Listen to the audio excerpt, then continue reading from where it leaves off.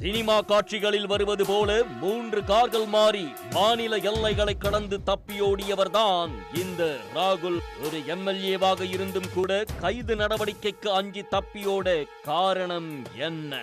கேரள மாநிலம் வடக்கன் பரவூரை சேர்ந்தவர் ரினி on George.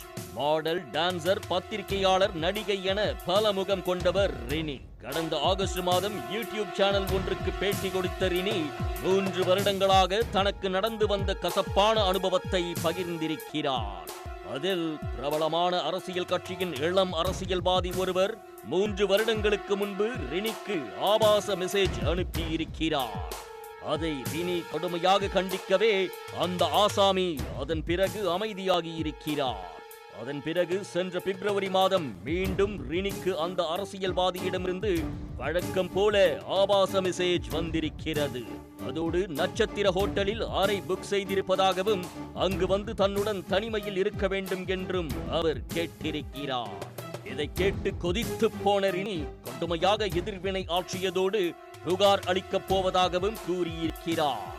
ஆனால் அந்த நபரோ நாள் முடிந்ததை பார்த்துக்கொள் என்ற ரீதியில் ரினியை அலட்சியமாக கையாண்டிருக்கிறார். அதன் தொடர்ச்சியாக அந்த அரசியல் பிரமுகர் மீது பாலியல் குற்றச்சாட்டுகள் சமூக வலைதளத்தில் வெளிவந்திருக்கிறது. அவரால் பாதிக்கப்பட்டிருப்பதாக ஏராளமான பெண்கள் கூறியிருக்கிறார்கள். ஆனால் பொதுவெளியில் இதை பற்றி யாரும் எதுவும் பேசவில்லை. இது ரினியை வெகுவாக பாதித்திருக்கிறது. இதனால் அந்த அரசியல்வாதியை பற்றியும் அவர் தனக்கு செய்ததை பற்றியும் பொதுவெளியில் அம்பலப்படுத்தி இருப்பதாக ரினி யூடியூப் நேர்காணலில் குறிப்பிட்டிருந்தார். ரினியின் குற்றச்சாட்டு அரசியல் களத்திலும் திரைத்துறையிலும் பெரும் பரபரப்பை ஏற்படுத்தியது. ஆனால் ரினி அந்த அரசியல் பிரமுகர் யார் என்று அப்போது குறிப்பிடவில்லை. அதோடு அவர் மீது காவல் நிலையத்திலும் புகார் அளிக்கவில்லை.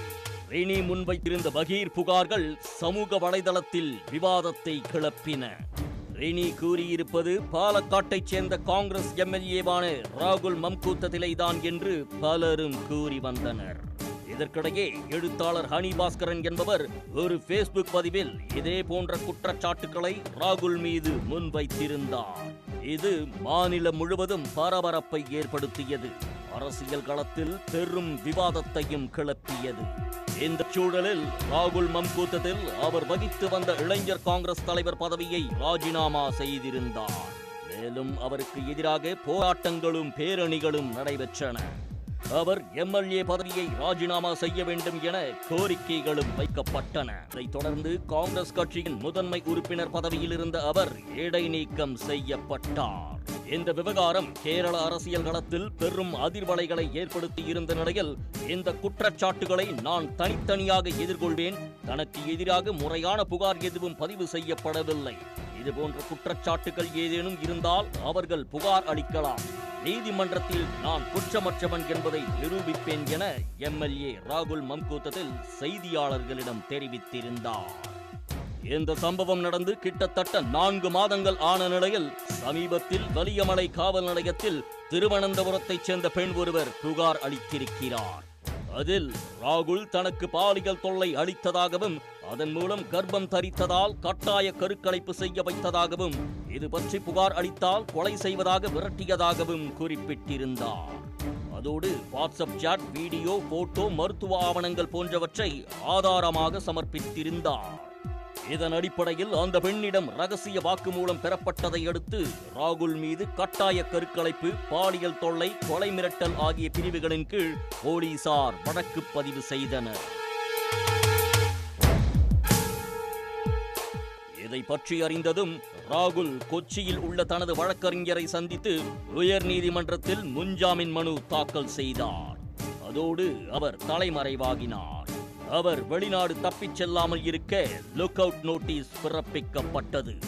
அவரை தனிப்படை போலீசார் தீவிரமாக தேடி வந்தனர். இந்த நிலையில்தான் அவர் ஒரு நடிகையின் உதவி மூலம் கேரளாவில் இருந்து தப்பியது அம்பலமாகியுள்ளது.